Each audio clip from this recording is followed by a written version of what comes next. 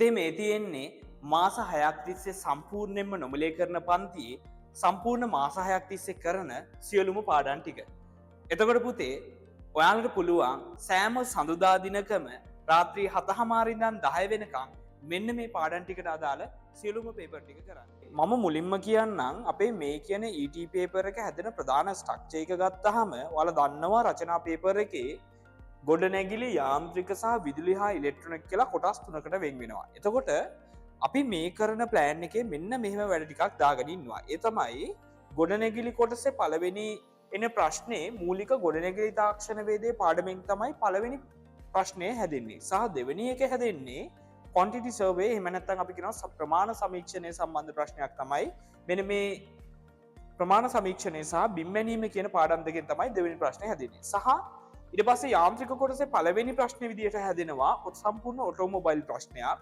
සහ ඊළඟට හැදෙනවා සම්පූර්ණ රචනා ප්‍රශ්නය මූලික නිෂ්පාදන තාක්ෂණ වේදයෙන්. සහ ඊළඟට මෙන්න මේ මූලික විදුලි තාක්ෂණ වේදය සහ විදුලි යන්ත්‍ර බලපත්‍රි කියන ප්‍රධාන වශයෙන් මේ කියන පාඩම් දෙක එකතු කරලා හදන තනි රචනා ප්‍රශ්නයක් එනවා මෙන්න මේ පළවෙනි ප්‍රශ්නේ විදියට. සහ ඊළඟ කොටස තමයි මෙන්න මේ අවසාන රචනා ප්‍රශ්නය සම්පූර්ණ ඉලෙක්ට්‍රොනික ප්‍රශ්නයක්.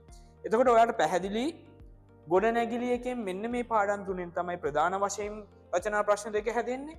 සහ යාන්ත්‍රික කොටසේ ඔටෝමොබයිල් පාඩම සහ ඊට පස්සේ නිෂ්පාදන තාක්ෂණ වේදී කියන පාඩම් දෙකෙන් තමයි මේ රචනා ප්‍රශ්න දෙක හැදෙන්නේ.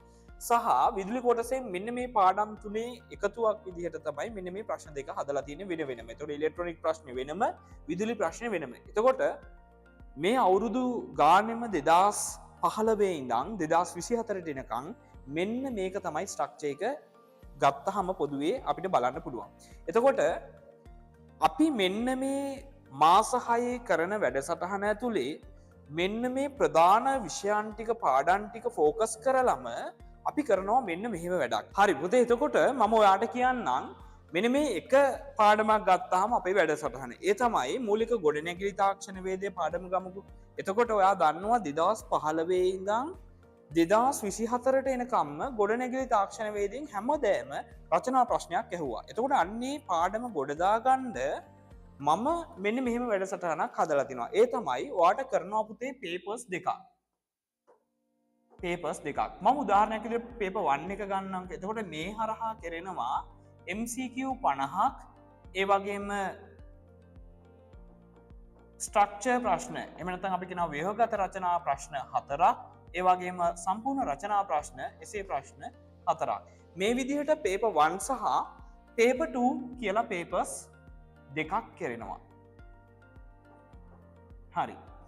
ඒ වගේම මෙන්න මේ පේපර් දෙක ඔයා කරා කියන්නේ පුතේ සම්පූර්ණ විවරණත් එක්ක මෙන්න මේ විදිහට මේ කොටස ගොඩ දාගත්තාම ඕවරෝල් මේ පාඩම ඇතුලේ සියලුම කන්ටෙන්ට් ටික කවර් වෙනවා.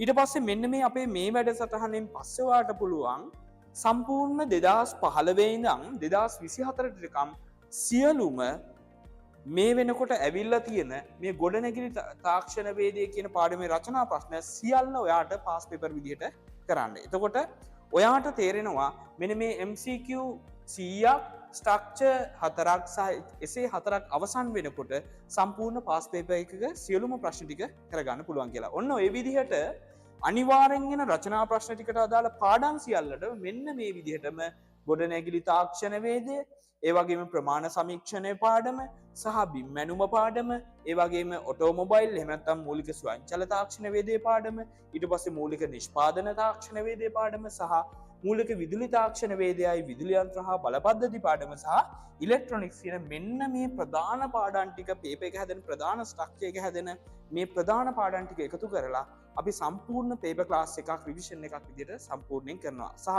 විශේෂම දේ තමයි මේ පේපර් ක්ලාස් එක ඇතුලේ මේ පේපර් එක හැදෙන ස්ට්‍රක්චර් එක ફોකස් වෙන සියලුම පාඩම් ටිකට අදාළ සියලුම පාස් පේපර්ස් ටික මේ හරහා කරනවා.